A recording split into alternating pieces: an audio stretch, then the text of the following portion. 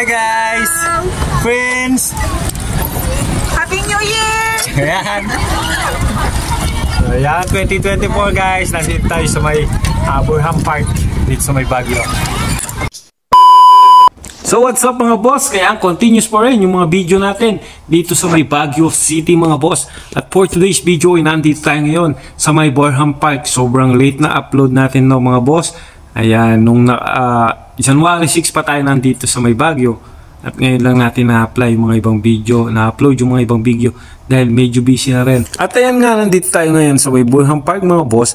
At syempre gusto may experience ng mga bata na sumakay dito sa mga bangka. Kaya ayan, 5 tayo mga boss. At yung nakuha natin na bangka ay 200 pesos lang yan for 1 hour. At syempre bago tayo sumakay, kailangan natin magsuot ng life vest mga boss, lalong lalo na yung mga bata para sa ating safety mga boss.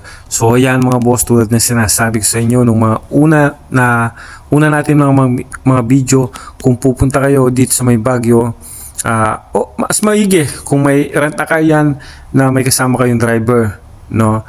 At pwede maghintay sa sasakyan lang. Pero kung wala at isa sa pamilya nyo yung nagdadrive, mas maganda iwan nyo na lang yung sasakyan nyo kung saan kayo nag-i-stay na hotel mga boss, at mag-taxi na lang kayo dahil sobrang pahirapan talaga sa parking sa mga pasyalan dito sa Baguio. Yun lang yung medyo nagpapa-stress kung papasyal ka dito mga boss. Buti na lang yung sa akin iyo, no? Masikip, maliit lang at kaya siyang isingit, no?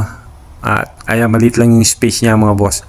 So ayan, please enjoy watching mga boss dito sa Baguio City. Maraming salamat sa support ninyo sa mga video natin. Nawawa kayong magsawa na panoorin at i-share yung mga video natin mga boss.